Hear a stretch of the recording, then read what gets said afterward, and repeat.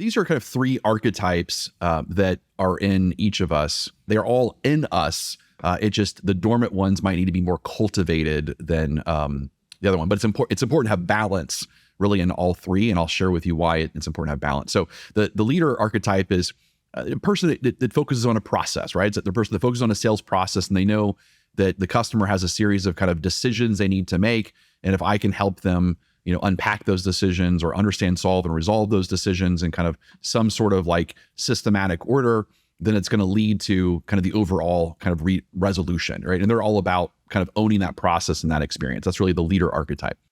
The protector archetype is the one that is all about protecting the customer from any kind of enemy that would be preventing them from accomplishing their mission.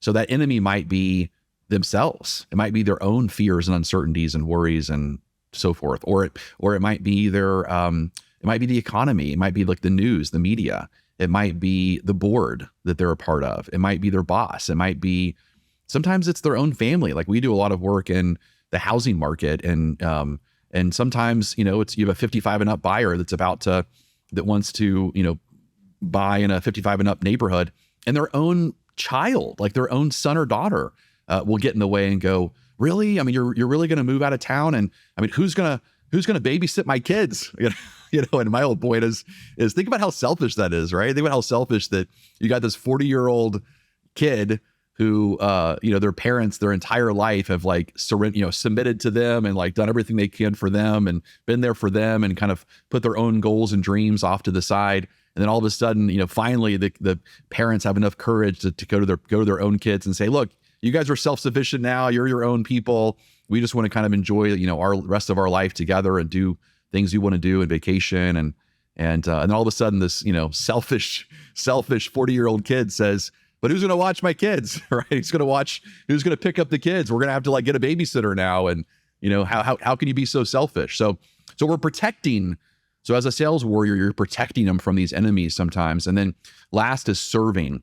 And so serving is, similar to the whole servant leadership model, but I would take that to the sales perspective.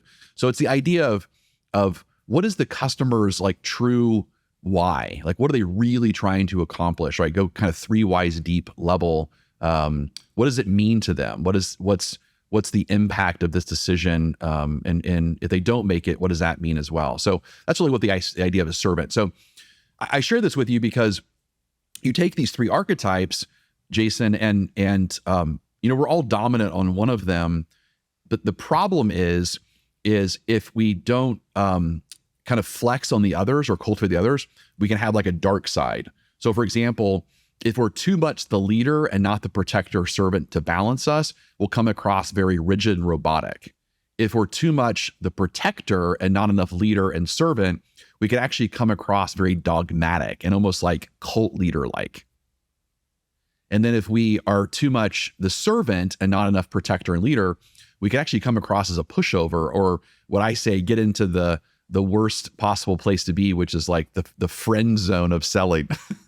So which like, I love you, you're great, I want to go on vacation with you, but I'm going to buy from someone else that I feel is going to get me where I need to go. So I will tell you, in all vulnerability, my natural dominant one is actually more of the protector. And so if I find myself not really paying attention to making sure it's almost like unconsciously, it's easy for me to be the protector. So consciously, I need to pay attention to adding more leader and more servant in my life, so I don't come across as that dogmatic kind of cult leader and make a customer feel like they're an idiot for not moving forward with me. And they, I don't ever want to make a customer feel small or anything. And that would happen if I don't balance those two out. So how about you, Jason? What do you think your dominant is? It's so funny. As you were saying this, I was like, I'm going to tell a funny story. I'll be like, so Jason, asking for a friend who happens to be putting more on the servant side, but quite honestly, I'm definitely more leaning on the servant side, which actually begs a question that I want to ask, because I have a feeling that might be one of the more common overflexed traits for the majority of audiences that will be coming to a podcast like Selling with Love. I would think that the servant mentality is quite the the natural tendency that the majority of listeners would have, it definitely is the one that I have. And so I'd be curious to know, what are some of the best strategies you've suggested to people who might be dominant on the serving side? They seem to be, having calls, making friends, but then they just lack that leader or that protector element. That's a great question. So again, I think just like I did, be aware that that's your unconscious one. So you don't really need to kind of develop that one anymore. It's just, it'll naturally kind of come out of you. But then I would just make it more of a focused intention. So, my intention is to work on more of the leader one. Well, what does that mean? Well, that would mean actually having more of a structured process and focusing more on the decisions or obstacles that are in the way of the customer making a decision. So for example, the leader sounds like, this will be a leader. So Mr. Customer, I'm curious, let's just suppose that we accomplish all those things that we just talked about and all the things that you desire, and we solve the problem of blank, and we get you to the goal of blank. So I'm kind of summarizing the interview here. And suppose we're able to do that. Would you be in a position of making a change? Like, is that something you'd be wanting to do today if we were able to make all that happen for you? And then they say, well, I mean, maybe. Okay, well, what would be the number one area of resistance that would prevent you from making a change? And then they kind of talk through that. So that would be like the language of a leader, is that I'm like systematically following some sort of methodical, like decision-making process that is being very clear on, like, where are we? What's next? What's the next step? It's so leaders are all about like very structured agendas. They love agendas. They love the word next. They love the word, that's kind of the language they use a lot, right? Suppose we're able to do this, then would you move forward? What holds you back from this? I know you said that you needed to feel good about the economy. Now that we talked about the economy, you feel good about that. The next decision we need to talk about is blank. I mean, so they talk in this very, it feels almost feels robotic, as we were saying, was maybe the more extreme prominence of it. Is like, oh my God, this is like a talking robot. That's exactly right. Yeah. So you're right. See, if that's all you do, then you're right. You're going to be, you could come across as very insensitive, because you could almost come across as like you have an agenda and all you want to do is get your agenda complete, and you don't really care about like what the customer's heart is and so forth, right? So you definitely have no love on that side of it. So love with like a blank stare in the eyes, like, where's the life? But at the same time, like one of the things I would just want to add to that, and I know this is probably the point as well, is a lot of people lack the awareness that process does exist, needs to be addressed, and actually moves people forward. 100%. And that's really that's what we created. We created a 12-step process, a 12-step selling framework that is customized for every individual's company and what they're kind of selling and so forth. But so it's not impersonal. It's not like our way of doing it. It's kind of our structure, our framework, but it's their language. But yes, they 100% need to have that. And then on the protector side, this one's a little more challenging. So I would say this is definitely kind of the toughest of the three, in my opinion, as far as to really kind of master. I was just very blessed that somehow it was like in my genes or something. I don't know why I feel this way, but have you ever taken have you heard the Strength Finder? I've heard, yeah. Oh my God, I've taken it, but tell me some of the terms, because I feel like I've taken so many of these and I forget like woo, there's like 32 themes. So it's like woo and maximizer and achiever and relator and developer and ideation. And for some reason, I just remember a test that said that I was a plant, but I don't think that's Strength Finder. Yeah, not the right test. I'm a plant, but there you go. Yeah. So Gallup, it's a really cool thing. It's like, now discover your strengths. So it's a very kind of like positive type style of kind of, these assessments that are out there. But anyway, so it basically will tell you your like strongest kind of natural theme kind of to your weakest, and it kind of like puts them in order for you. And I was just, again, one of my top themes is competition. And so competition means I'm always, I just kind of naturally compare myself, not in an unhealthy way, but in kind of like a good way of, well, what are the kind of the tricks, or what are other people doing? What's the advantage of them? What's the disadvantage of them?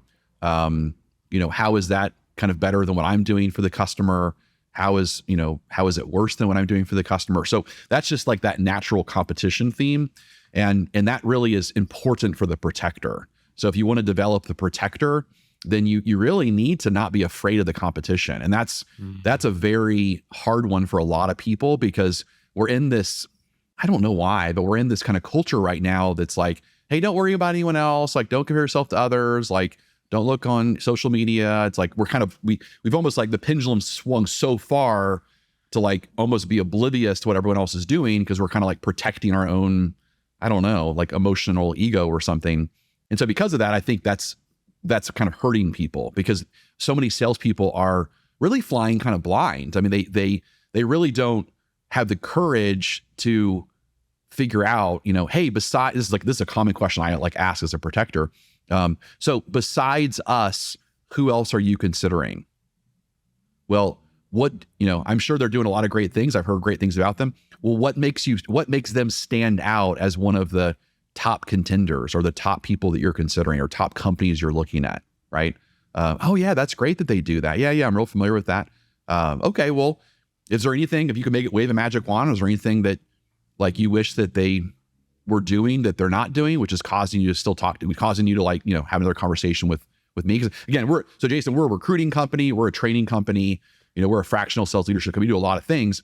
And so a lot of our leads come in on the recruiting side. And so, I'm always asking that question. There's obviously something that recruiting company didn't do, to cause you to kind of like check out other options. So what were you hoping they were doing that they didn't offer, so that I can kind of talk through if maybe that's something that I offer here, right? So it's just having that courage, because so many salespeople are just really afraid of, well, gosh, what if they have something that we don't have? And then my whole point is, okay, well, that's just learning though. And the whole point is, there's no unicorn anything out there.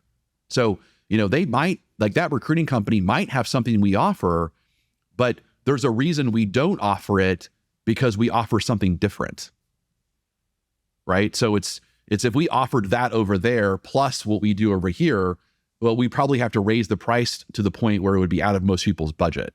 So it's not, so I'm not scared of it. It's just, hey, for the price of blank, they decided to use their resources to do blank for you. And the people who value those things go with them. But if the people who choose us value X, Y, Z, and they like the way that we go about recruiting. So I'm curious, between the two, like what's more in line with kind of what you're wanting to move forward with, right? So, but that's the language of the protector.